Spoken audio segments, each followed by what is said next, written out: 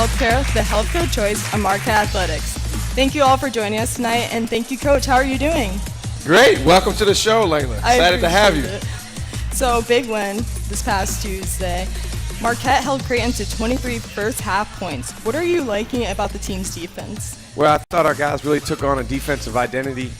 We struggled to guard them the last time we played them in Omaha, so it was a real point of emphasis for us. Our guys, they just took a lot of pride in every possession as a group, and that makes a huge difference. You could see their connectivity. We were getting our hands on the basketball.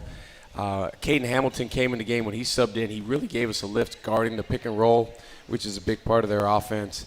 And then the guys, they got deflections and they got out on the other end. So it's nice to see NJ throwing the ball up to Chase Ross and dunking the ball, and that's how we want to play. Yeah, I was going to bring that up. There's a bit of LeBron D-Wade energy when he did that. Did you feel that as well? For sure. And then after the game, they asked NJ, they said, which play was better, your windmill dunk or the pass that you made to Chase? And NJ's smart. He always gives the right answer. So he said, yeah, the pass for sure, because when you get two teammates connected around a special play, then that's exactly what basketball is all about. Yes, so entertaining. And Royce matched a career high with 19 points and 7 rebounds. How has his recent performance had an impact on the team? He's here somewhere. Yeah, tonight is Royce Parham's night. I think he's in the back, meeting everyone. What a great crowd here tonight. Thank you guys all for coming. Great to see you. It's great to be back. It's been a couple weeks where we've been on the road. Yeah, I told Royce before the game, and this is a dream. Any player wants to hear this. I said, we need you to shoot 15 to 20 times in this game. And he only ended up getting 11 shot attempts. If you add a couple in where he got fouled, he shot a couple more times. But still, there was the aggressiveness that he had. And I said that in front of his teammates because, subliminally, I'm also telling those guys, get the guy the ball in position where he can attack.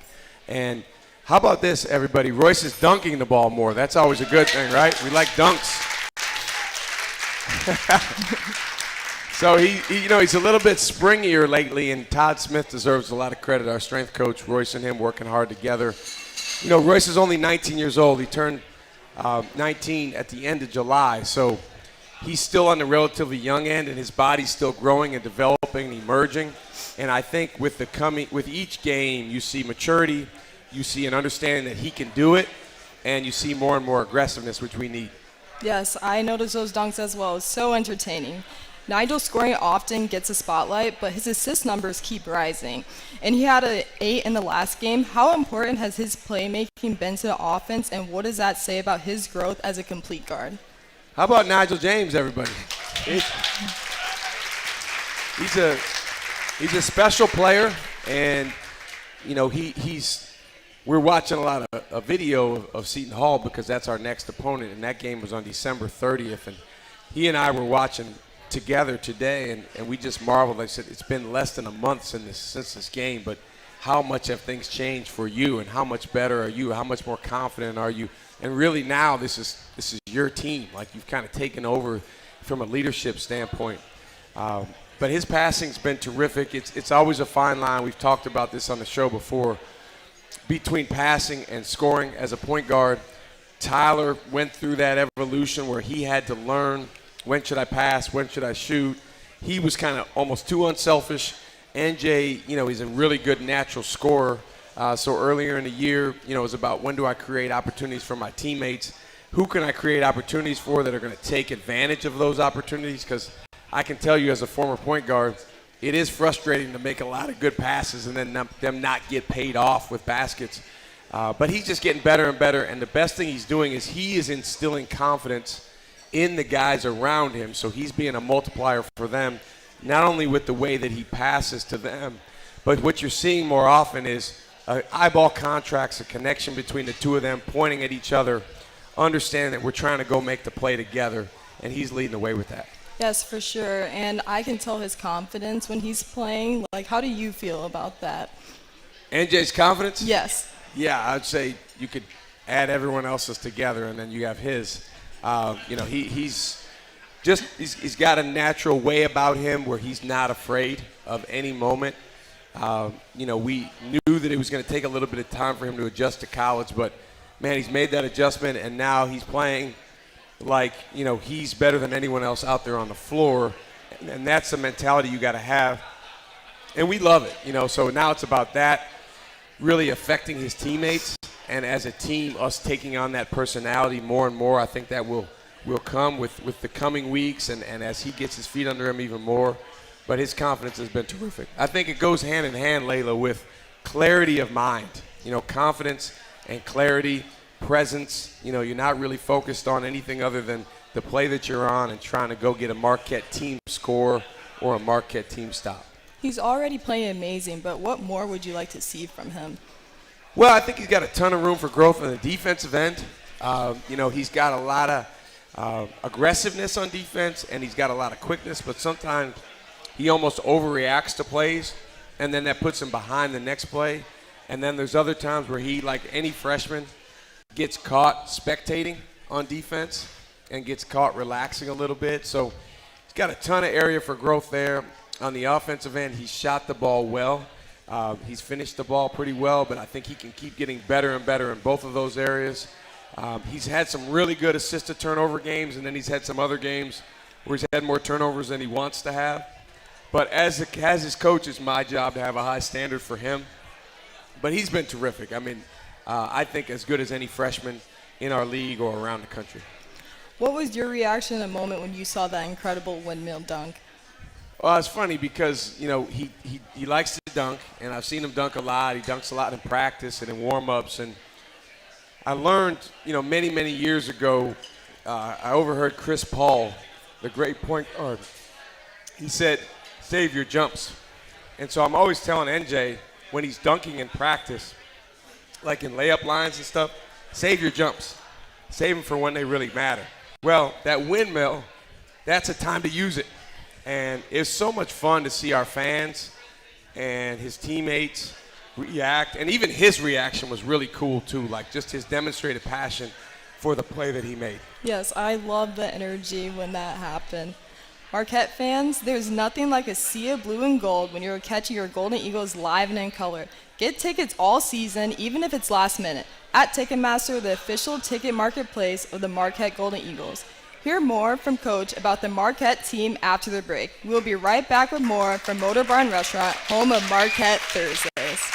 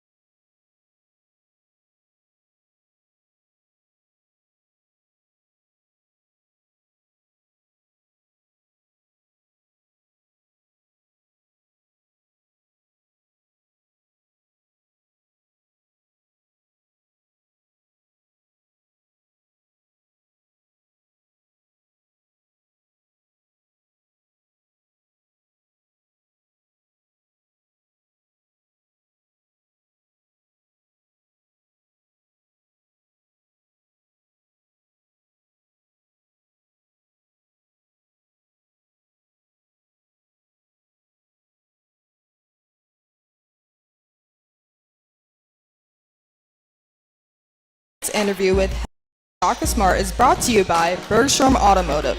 Bergstrom Automotive, driving Wisconsin forward and proud to stand with Marquette Basketball. So Stevie Mitchell was in attendance last game to receive the McKell Hill Award, and he and Oso became the first back-to-back winner since 1969 through 71. What kind of example does that set for your current players? Well, not only the fact that they won the award, but who those guys were over the course of their careers. I can't think of two better representatives of Marquette basketball than Oso Ighodaro and Stevie Mitchell. And it's no question about that. And then it's no coincidence when you put those guys together, they came together because they were kindred spirits.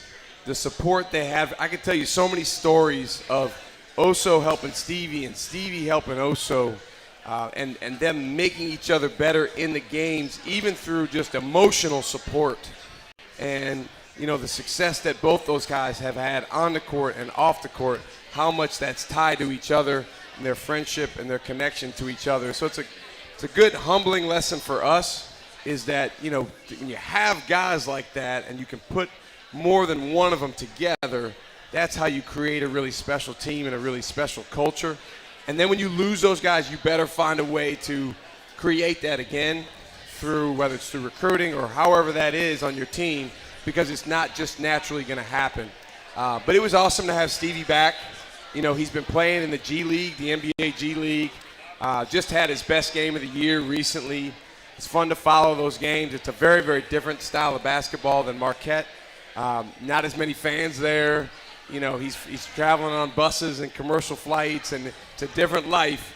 But it's good that he's back healthy, because I think a lot of our fans know, but if in case you don't, he had surgery after the season. He was banged up for the second half of the season last year, and he was out from the end of the season all the way up through about a month ago. And so for him to be cleared and playing is a real step in the right direction. It's a lot of fun seeing him back out there. I'm glad he could bounce back from the surgery. You mentioned the stories between Oso and Stevie. What's your favorite one that comes to mind automatically? Well, my favorite story that comes to mind between those guys, and I think some of you have heard me talk about this, we have a lot of pictures of post-game hugs between our players, and particularly after wins. And if you watch them closely after the games, if we win the game, there's like really, really, real embraces. And the embrace says, hey, thank you. I couldn't have done this without you. You couldn't have done this without me. We just went and did something special together in front of our fans. And so there was a game, Stevie's sophomore year, Oso's junior year. We were playing Villanova. They ended up, I think, finishing 10-10 in the league that year. So it's not that they were necessarily the best team in the league, but they were still a good team with a lot of talent. In fact, some guys back from a team that a couple years before or the year before had gone to the Final Four. And Oso was struggling. I mean, he was really, really struggling. Yet Oso is so smart, as is Stevie, and those guys can get in their own heads sometimes and they can overthink things. So he was really struggling. He was overthinking. He was a little bit tentative. And Stevie just kept encouraging him, and he kept encouraging him, and he kept challenging him, and he kept, physical affirmations, patting him on the back or kicking him in the butt or putting his arm around him.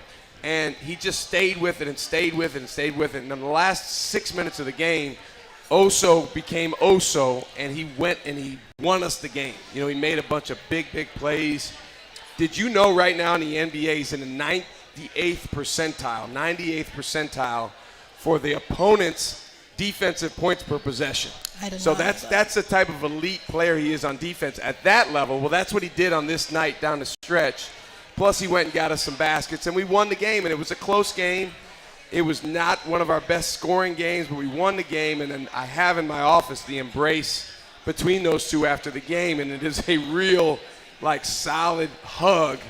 And it's just one example of Oso couldn't have been that, even close to that, without Stevie. And then obviously without that, we wouldn't have won the game. I love how supportive they are with each other from what you explained it as. So I saw in the highlight of Nigel's windmill, Stevie was jumping up and down in the background. What is it like his impact and his presence back on campus? Well, I said this after the game. I think I could really feel Stevie's Impact and Dr. Lovell's.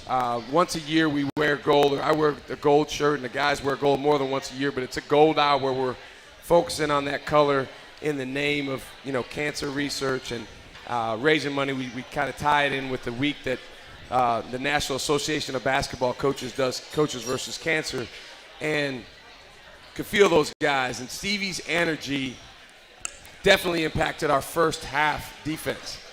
He didn't want to give the pregame talk, and I said, Stevie, you got to give the pregame talk. He said, I really don't know what to say. I said, say whatever you want to say. And he came in there, and he didn't say a lot, but what he said was really powerful, and that went a lot into us holding them to 23 points in the first 20 minutes. And I saw in an interview he said that he watches every game. Like, I felt like I could relate with him in that sense because I'm a sophomore, and freshman year I would go to all the games. So I just love how dedicated he is to the team still. Well, in fact, he watches this show. Really? He might be watching right now. Oh, wow, that's a dedicated fan. Yeah. In fact, you guys might remember this. It was one or two shows ago. We had Adrian Stevens was here, and I said, hey, I don't want Stevie to get mad if he hears this, but I think Adrian has a chance to be that good or better. Stevie was actually listening to the show, and he texted me in that moment. So obviously I'm not looking at my phone while I'm on the show, but when we got done with the show, I looked at my phone, and then I wrote him back, and he didn't respond for like 3 days, so I think he was mad at me. But, listen, when these guys leave Marquette, they don't leave Marquette. You understand? Like, you guys know that. I mean, you guys know that better than anyone. There's something about this place that stays with you. And I'll tell you this, it's really, really challenging because the players here are so incredibly well supported in a lot of ways, but especially by our fans. And so when you leave that environment and you no longer have, not that the fans don't care about you anymore, but you're somewhere else, you're playing for another team, you're not around, you're not playing in these games, there's a void there. And you can ask any former player that used to play here, and they will tell you that. And that's why, at the games when they put on the Jumbotron, whether it's Travis Diener or Steve Novak or, Bo Ellis or someone that's a big deal to those guys. That's meaningful because, for that 5 to 10 seconds, it kind of takes them back to when they were playing here and what they were doing, making Marquette win and making this place such a special environment for basketball. I love the relationships between the guys. So you talked several times before the game about the commitment to growth from your younger players. Looking back at Stevie's early development at Marquette, what are some of the traits you're seeing in the young guys now, and what's the key to staying committed to that process? Well, I think Stevie was probably the best we've ever had at embracing EGBs, and he was in a category of his own with that. But he had, if you ask Stevie, how challenging was your freshman year in terms of handling not going in the game as much? You guys need to understand, Stevie, I think he played like 11 minutes a game as a freshman, so that means 3/4 of the game he was sitting and watching. And so that was really challenging for him, but learning to be part of something larger, learning to come in the game and be someone that needed to give a spark as opposed to someone who started the game. And then once he got a starting spot, he never looked back. He never didn't start again because that's the type of competitor that he was. But I think for our current freshmen, whether it's Michael Phillips, Adrian Stevens, Josh Clark, a redshirt freshman, our 3 redshirts now, Ian Militic, Nash Walker, who's been really good in his first month here, Sheik Pearson, obviously NJ. For these guys, it's learning I'm part of something larger than myself. I definitely want to bring my own individual flair and personality and individual ego, but I'm also part of a larger team ego, and the more energy that I can give those around me, the better the group will be. Stevie really bought into that, and I would say by the time he got to the middle of his freshman year, then he started to become special in that way. You mentioned EGBs with Stevie. Do you have a particular EGB that's your favorite? I say floor slaps, and this is it's a really interesting thing because, sometimes it's easy to slap the floor and be fired up when you're on a 10-0 run, and you scored a bunch of points. But Slapping the floor, obviously, it gets you down in the stance. It's something that connects the guys on the floor with the guys on the bench. And, I really appreciate the fact that in our home games we have the kill count and we have the fans when we're in the kill zone getting into it. By the way, against Creighton, we put up a top 10 number, which is 9 kills, which is, we have these top 10, yes. And that's not easy to do against a team like that. So if you ever want to come watch us practice, I always extend that invitation. A lot of people in here have before. But one of the things you'll see in our practice gym is these top 10 rankings. We have top 10 deflections over the last 5 years. We have top 10 kills. We have top 10 defensive points per possession. So in our last game, we put up a number that will go up on the wall, and we got to keep doing it. We got to do it again. We got to do it again because that's what wins games. Yes, for sure. We have Royce Parham on the show tonight. I see him in the crowd over there. You often talk about personal development for player development. How has Royce grown as a person here at Marquette, and what has been some of the biggest changes you have seen from him? Well, when he got here, he was 17 years old. So, literally coming in as a youngster, just needing to grow. He's gotten so much stronger, him and Todd Smith. And, he's got a lot more room for growth there. I think his assertiveness, his aggressiveness, as a teammate, he's gotten so much more connected with his teammates. One thing you should ask him about is what he does pregame the night before with NJ and Adrian and Demarius. They've got a nice little club, the four of them, that work together to prepare for upcoming games. One of the things that we started doing, he and I, is he texts me every night about 2 players that he positively impacted on our team. He never really would have thought along those lines a couple years ago, but he's really growing as a leader. And the fact is, if you want to be one of the best players, then you have to be a leader too. You can't just be this guy that lives in a phone booth and just scores the basketball and doesn't really focus on anything else. And he's really grown in that way. I'm so proud of him. But the exciting thing as well is he's got so much more room for growth. He's a guy that, in my opinion, could eventually lead the Big East in scoring. He's got to be even more aggressive. He's got to keep getting better shooting the ball outside, obviously, to do that. He's got to get to the foul line more. But he's got that type of skill set, and we just want to keep helping him get better and better. Yes, I love that, Coach. Stick around to hear from Royce Parham after this break.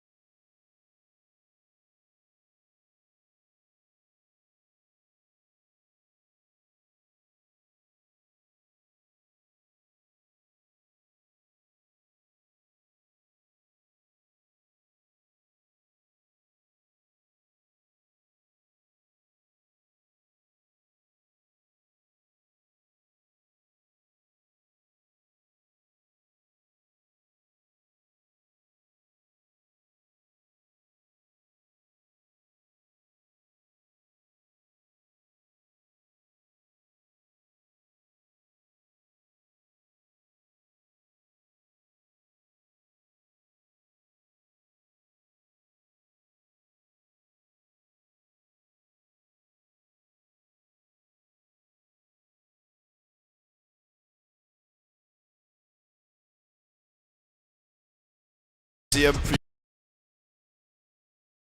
choice of Marquette Athletics. Tonight's Marquette player interview is brought to you by Wintrust, Wisconsin's bank, the official banking partner of Marquette University and home to Marquette Checking with free ATMs nationwide. Marquette fans, please give a warm welcome to Royce Parham. Thanks for being with me, Royce. How are you doing tonight? I'm doing good. How are you doing today? Good, good.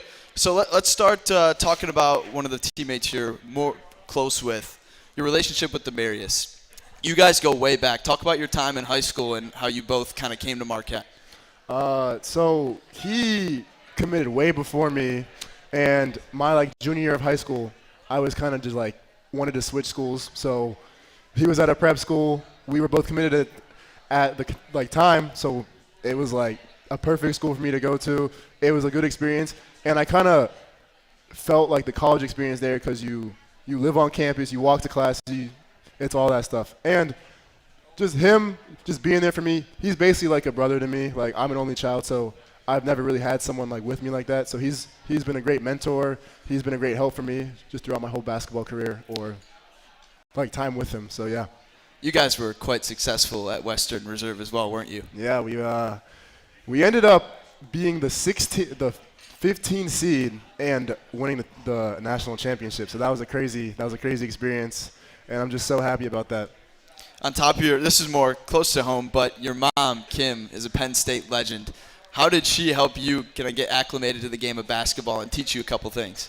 From as long as I can remember, I've had a basketball in my hand. She's my whole life just driven me places, spent money for training, travel, food, all that stuff. So she's just been there my whole life, and I kind of just want to be like her. And I kind of want she was a first-team All-American, I think, in her conference. So I want to beat that. I want to be that in the future. And she made it to the Sweet 16, so I'm going to beat that too while I'm at Marquette. We like that. Yeah, there we go. So you've grown a lot this season. I think under Shaka, the guys that play the 4 spot have a lot of growth between their freshman and sophomore year, from J. Lou, Omax, Jop, now you. What's been the biggest thing for you between last season and this season that you feel like you've grown? Just confidence, just believing in myself more, and then coach believing in me more. Basically just letting, when all of our coaches let you know that you can do this, these guys can't guard you, you can compete with all these guys even though they're 5th, 6th-year seniors. It just gives me confidence to basically just go out there and basically just play my game and do what I do. No doubt about that. You've mentioned the Big East. You've been through a season of the Big East. How is it going up against those opponents for a second season? I feel like, especially this season, with the bigger role, I'm just taking more pride in just being there for my team, being the best on defense that I can be for my team, and then just all around being a leader for the younger guys around my team. Absolutely. And another thing where you grew this summer, you were a finalist for the USA U19 team. Talk about that experience a little bit. How did you get involved, and what was that process like being in the trials? So randomly one day over the summer, coach calls me, and he's like, yeah, you made the team. I'm like, whoa, because I all throughout high school, I was never really ranked high. I never went to any of these crazy camps, these USA stuff. So just being able to be there and then just letting people know that, I can play with these guys. And the whole experience was great because there was a bunch of college coaches there. There was a bunch of NBA scouts there. So basically just being able to just show off my game and just basically have them look out for me in the future. So hopefully. Yeah, from Pittsburgh, you're a big Steelers fan, but you're also an Oklahoma City Thunder fan. How does that connect to Pittsburgh? So we don't really have a basketball team there besides Pitt.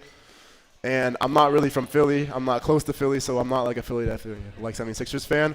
So when I was young, I really liked the color blue, actually. Okay. And there was a blue team, and I really liked Russell Westbrook for some reason. I don't know why. And then basically my whole life I just stuck with that. My room back home when I was younger was all OKC. I actually met some of the players, some of the coaches, and that was a great experience. So it just happened, basically. I just kind of stuck with the team my whole life. Not a bad year for you. Yeah. And Steelers getting a new head coach. How you feeling heading into next season with Mike McCarthy? very interested about it, you know. It's something different because we've had Tomlin for, 20-plus years or something like that. So, you know, it's just good to get a change. And then also Aaron Rodgers, retiring too, you know, just get a new change at quarterback too. So just basically just a new, landscape for our team. So hopefully we stay good. Coach had touched on it a bit, but how do you feel like you've grown the most as a person here at Marquette? Take the game of basketball out of it. Where have you grown internally? Internally, just, speaking up more. And then also just my body. I feel like I've, gained so much more muscle. I'm a lot stronger. I'm moving better. I'm just in way better shape because we have such a great, strength program there that just helps us build every single day. So that's a big part of it. With strengths, what's the toughest thing that Todd has put you through? If you ask some of my teammates, the Versa Climber program, we'd wake up at, 7 a.m., be on it for, 40 minutes before lift, and then have to go lift and then practice after that. It was just a crazy experience doing all that. But we got through it. You did. You're here. Being one of the leaders and speaking up vocally more, you have a pregame ritual with Demarius, Nigel, and Adrian. Can you talk about that a little bit? Yeah, so recently, we've been starting to watch film before every single game and just watch the players because normally, when we watch film, it's all the highlights, so you think they're all this and that and that. But then, when you fully watch the games, you're just okay, we can expose this right here. He is not good at doing that. It's just little things, and then that kind of helps us. And we've basically just been scoring more points after that. So we're just going to keep doing that. We're probably going to do that tomorrow before the game, too. So, in your specific matchup when you're playing in the paint, what do you look for against a guy? What tells you what you can exploit in the game? Most of the time, I just use my strength. I just try and get to my right hand, and if I can't get to my right hand and they try and cut me off, I just spin, and then I just try and get athletic. For example, last game, I had a nice spin dunk. I think I had 5 dunk layups or 5 spin layups last game, so just basically just getting to my moves and then just playing patient in the paint. With that patience, you have been rocking the rim a lot more in recent games, and I know Marquette fans appreciate that as well. But yeah. Is that a mindset thing, or when you're just on the floor, you're okay, I can't get with my right, but I can do a spin move and slam? What do you look for to get up and attack the rim like that? It's just mindset and just me being more aggressive. And then, like I said before, my body's transformed so much. I feel so more athletic. I'm jumping a lot higher, and I feel a lot lighter. So it's just helping me just get on that rim, basically, and get more dunks for our team. Absolutely. So you're at a season-high tying 19 points on just 11 shots the other night against Creighton. You're super efficient from the floor. You're 5th in the conference right now at 53% from the floor. In the last 5 games, you're 61%. What's the biggest thing for you in terms of maintaining that consistency? Just working every day in the gym, taking my, basically not speeding myself up, playing patient, pivoting, all that stuff, and then just trusting my coach because he trusted me. So he allows me to just go out there, play free, and then just have confidence to go score. You mentioned playing free. How does that help free yourself up mentally and physically just to go out there and play? Because I feel early in the year, especially I wasn't playing as aggressive. I was kind of worrying about mistakes. I was worried about not messing up, not doing a turnover, not doing this stuff. But now I'm just playing free.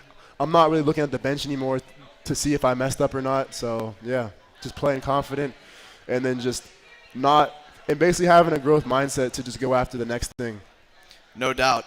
If you could go back to your first day in college to now, if you could see that version of you again, what's the biggest piece of advice you'd give first day at Marquette, Royce Parham? Just keep working, because especially last year I felt really confident. There was points where I'm wow, I don't know if I can do this. I don't know if I can play here. But I would just tell myself, keep working. You'll get to that point. You've basically been playing basketball your whole life, and you know how to impact the game in any way possible. Absolutely. Royce, thank you so much for being here this evening. Great to hear from you. Of course, thank you. Keep Thank you guys for showing up. consistent play. Motor Bar and Restaurant at the Harley Davidson Museum is the place to be for all Marquette fans this season. Make sure to join us on select Thursday nights throughout the season to hear from head coach Shaka Smart and his players. Our next show is February 5th when Trey Norman will join us here at Motor Bar and Restaurant. Bergstrom Automotive, driven to deliver great guest experiences across Wisconsin. Proud to support Marquette Basketball. We'll be back after the break with Coach and previewing Seton Hall when we return.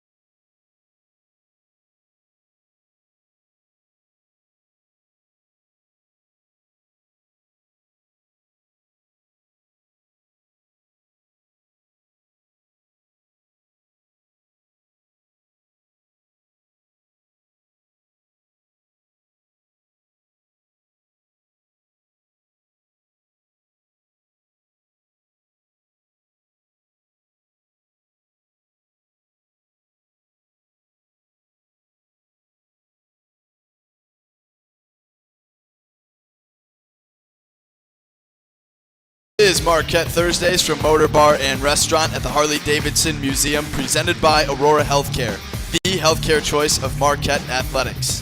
CareSource is a nonprofit health plan that leads with heart.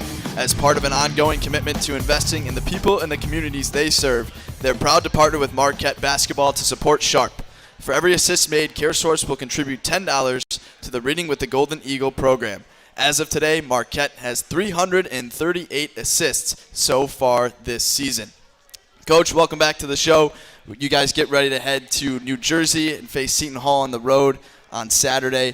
What was the biggest thing you took away from the first time you guys met back in December? Well, obviously it was a game where at stretches we played really, really well. At one point we led, I believe, a 60-50, 10-point lead. They did a great job erasing the lead. Then we were able to take the lead back. Up 7 with about 3.5 minutes left. You guys remember that layup that Chase missed, which he's always, pretty predictable to make. They came down and missed, and Ben missed a 3 at the top of the key that would have stretched it to 10. So at that point, there's less than 4 minutes left in the game. We're in a pretty good position. But Seton Hall outplayed us down the stretch. We had a couple costly plays on our offensive end and didn't guard the three-point line the way we needed to. They made a three, and we fouled them on a three late in the game, which obviously is a no-no. So a lot of motivation coming from that game. I think for our guys, a lot of things we can take that went well that we can do more of, some things that didn't go as well. They got 20 offensive rebounds. We have to do a better job on the glass. Watching them play last night against Xavier, man, they really ramped up their aggressiveness. In the second half of that game, they were down double figures at halftime, and they played lights out in the second half. Scored 56 points, rebounded the heck out of the ball. They turned Xavier over a lot, and they just played like a bully version of basketball that is kind of their calling card when they've been at their best. So we're going to have to go in there and make sure we match their physicality. No doubt. You guys are two of the top programs in the Big East in thievery and steals per game. What do you got to do to control that advantage on Saturday? Well, I think take care of the basketball from the standpoint of all the controllable areas. When the ball's passed in bounds, eat the ball, so 2 hands and 2 feet. Make sure when you do get trapped, you're strong with it. You step through the trap. You attack the trap with 3 outlets, so there's 3 different guys you can pass it to. And then, again, when the ball's passed to someone out of a trap, you got to come back and eat it. First half on December 30th, we did a phenomenal job. We had no turnovers in the first half. And, that's the recipe for being able to score a lot on these guys. Second half, we had 8 turnovers, including a costly one with about a minute and a half left that they turned into a layup. So when the turnovers occur and then our ability to make sure we sprint back on defense and take away easy baskets is a huge key. Absolutely. Obviously coming off a great win on Tuesday, what's the mindset that you guys instill in the players in order to maintain that high level of play and that connectivity into Saturday? Well, I think understanding Royce and the rest of the guys, understanding what went into creating success on Tuesday, it wasn't just like some fluke thing that happened. There's a lot of things that guys grabbed hold of and took ownership of to allow us to play that well. And so, again, we're not necessarily, guys are not robots out there, but at the same time, there are some things that are controllable that we can repeat, we can do again. And that's been the point of emphasis as we've moved into our preparation for Seton Hall. Today's practice, there's a lot of things that we can take from Tuesday, from our last game against Seton Hall, and apply in these next couple of days as we prepare. We talk a lot about the guys' growth and how the younger guys have slowly elevated their games and become more acclimated. Where have you grown the most this season? Yeah, I just thought of something I can't say on the air to answer that. As the first thing that came into my mind. But I think when you go through challenging times as a coach, you always grow in terms of learning to find other ways, because obviously there's a challenge, there's a problem, and you got to find another way around it. You got to find a solution to it. So it makes you look at things in a different perspective, find different solutions, maybe approach a player in a different way. One of my mentors, Coach Raveling, George Raveling, one of the best coaches to ever do it, he said something to me that I have up in the back of my office door. He said one time a player said to him, "Why can't you love me right?" And so I have that in the back of my door. And so if sometimes we're not coaching these guys in a way that's the most effective or loving them in a way that's the most effective, then we need to be smart and industrious and innovative to come up with the right way to move them in the right direction. And so I think, I've grown in some ways with that with some specific guys, because you coach the team, Trevor. Coach the team, you tell the team, hey, this is what we're going to do in the game. This is what we're going to do on defense. This is what we're going to do on offense. But at the same time, you're coaching players. You're coaching individual guys. You're coaching Royce Parham. The way you coach Royce Parham is completely different conversation than with Nigel James Jr. I mean, it's night and day different.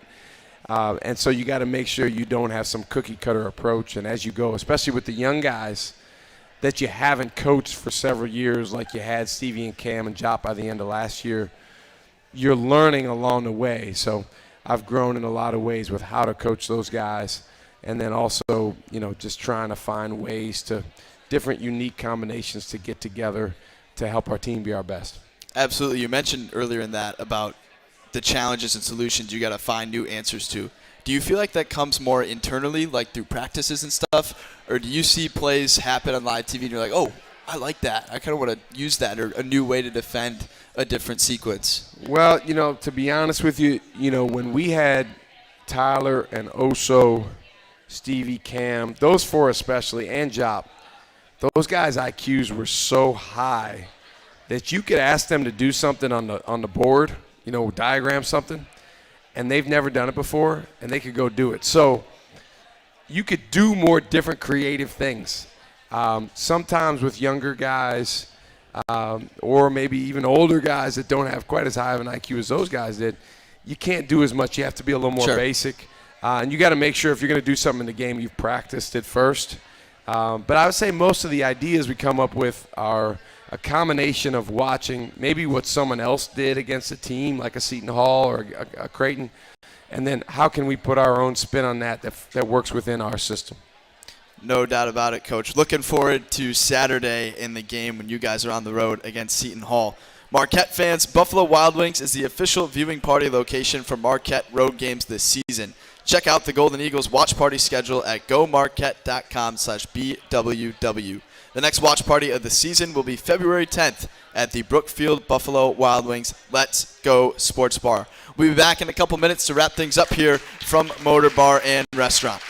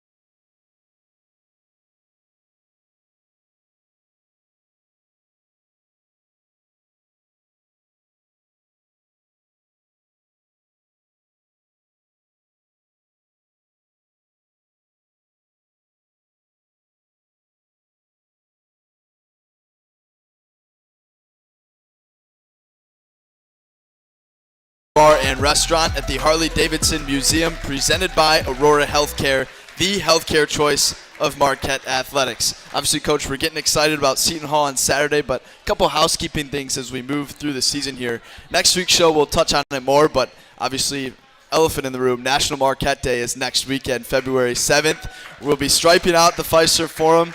Guys, as a school, we sit second in the Big East in attendance. We appreciate all you fans. We need to make sure we stripe out the place next Saturday for National Marquette Day.